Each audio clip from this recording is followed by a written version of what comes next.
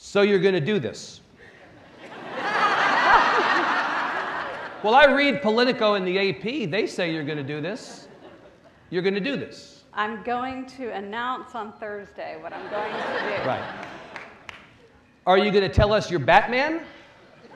I mean, what are you announcing? You're going to announce your plans, right? I'm going to announce. That's my plans. And early on, you said a couple months ago, either running for governor or state senate. So even if you can't tell us what we all think we know now, still it's going to be one or the other. Or the other. One or the other. You didn't correct those reports at the end of last week. You didn't confirm them, but you didn't correct them. I neither confirm nor deny. Nor deny anything I got. Abounding. Can you give us a couple of seconds just into the calculation that went through your mind the last couple of months in the run-up to whatever the decision is? What were you thinking about as you ultimately made a decision? Well, obviously, when you think about doing something this big, and that may seem improbable, you want to make sure that you're not doing something foolhardy. Yep.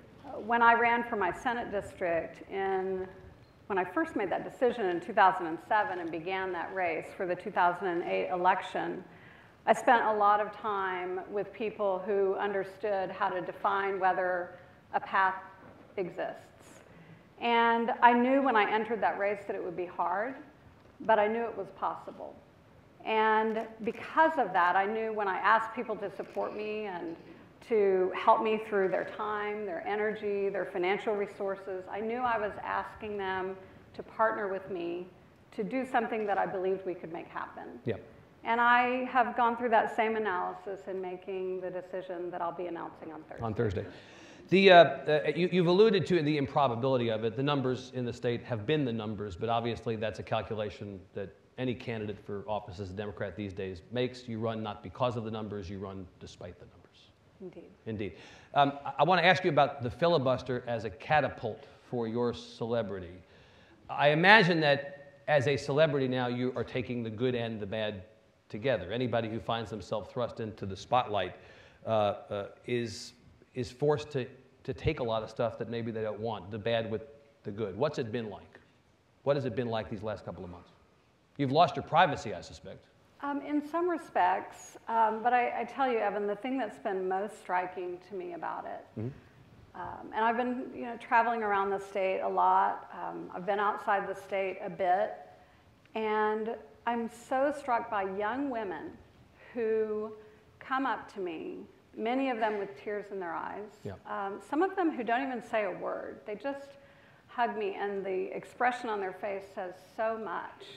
What I'm struck by is that somehow that day tapped into what was a feeling for many young women that they weren't being heard. And it's been remarkable to see their reaction to that. And it's been humbling to have been privileged to play a role in making that happen. Yeah. That is going to be, I suspect, whatever, again, you make your announcement on Thursday, this idea that women's voices are not being heard in Texas. Senator Van de Putte articulated that specifically on that evening, but thematically, as you go forward, you could imagine a scenario where that becomes the basis for a conversation with the state. Are women's voices being heard? Are women being treated the way they should be? Yes, I can thematically imagine that as a conversation, and I can thematically imagine a broader conversation too in Texas about whether people, just folks who are working every day, taking care of their kids, trying to make ends meet, whether they feel like they're being heard in Texas. I don't think it's unique to gender. I do think we have some real issues where Texans feel like the folks who have been representing them in leadership positions in Austin aren't reflecting the things that they and their families value and care most deeply about. I have to ask you about the haters for a second, and then we're going to move into very quickly a conversation about issues, because I think it's important for people, again, whatever your decision, people understand what you think about the big, broad issues that affect Texans. But I want to ask you about the haters. You are, for all practical purposes now, a walking effigy. Every time you go on Twitter, every time you talk to people out in the world, you hear the most extraordinary and awful things. You've heard abortion Barbie on down. How do you deal with that? How do you personally process it, and how do you deal with it publicly? How do you maintain yourself, and how do you steel yourself for what you surely know is coming. If it's bad now, it's apt to get a whole lot worse. I've been through a lot of tough fights in my life, Evan, and I've learned to weather them. I've been in political office, and as you know, I fought for my seat twice really hard. I fought a very difficult redistricting battle that everyone said we could not succeed in, and we did. And I've leathered up a little bit over that, for sure. Yeah.